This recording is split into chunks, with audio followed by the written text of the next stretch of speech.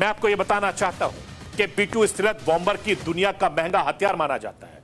Cold war के दौरान America रूस खतरनाक हथियारों की रेस में लगे थे,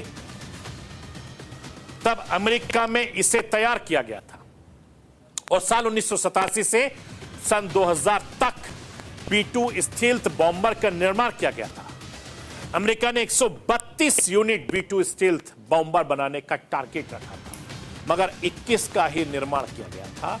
B-2 विमान 2008 और 2022 में हादसे का शिकार हो गया था।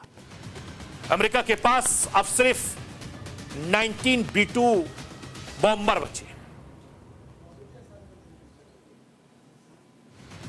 मैं आपको यह बताना चाहता हूं, अमेरिका इस जंग में पूरी तरीके से इजराइल के साथ खड़ा है। इजराइल को सेना से लेकर हथियार तक में मदद कर रहा है।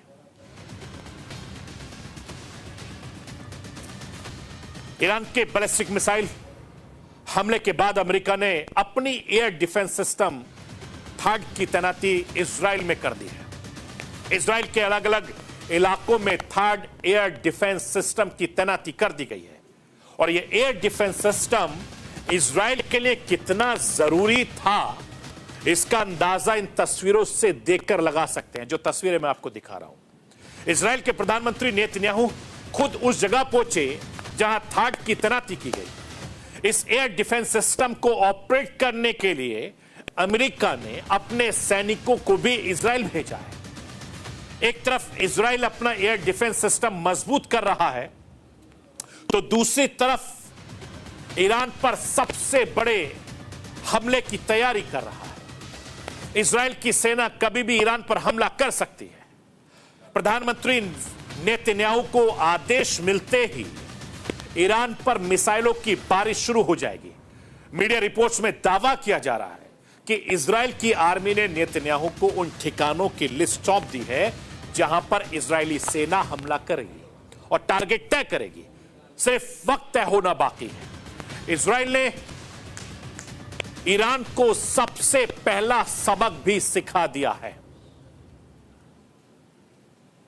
मैं आपको यह बताना चाहता हूं कि ईरान के 1 अक्टूबर के हमले के जवाब में इजराइल ने हाल ही में सबसे खतरनाक साइबर अटैक किया है।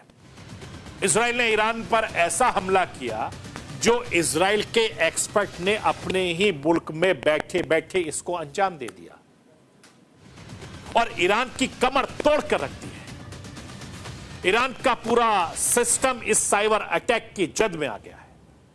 जिस तरीके से इजराइल ने हिजबुल्लाह को सबक सिखाने के लिए पहले ना तो अपनी सेना का इस्तेमाल किया, ना अपने बम का इस्तेमाल किया, ना अपने बारूद का इस्तेमाल किया और ना ही अपनी मिसाइल का इस्तेमाल किया, अब ठीक उसी तरीके से ईरान के साथ इजराइल पर साइबर अटैक किया गया है।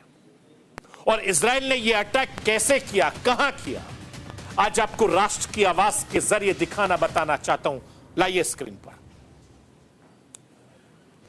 रिपोर्ट में यह दावा किया गया कि ईरानी सरकार और उनके न्यूक्लियर ठिकानों पर साइबर हमला हुआ।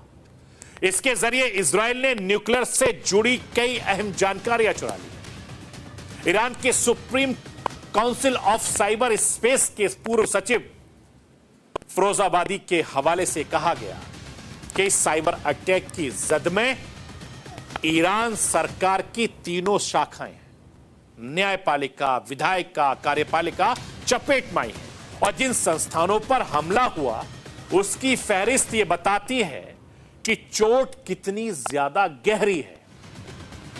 इस साइबर अटैक की चपेट में न्यूक्लियर पावर प्लांट, बंदरगाह, परिवहन निगम नेटवर्क, ईंधन वितरण सिस्टम और न्यायपालिका नेटवर्क तक आ गया।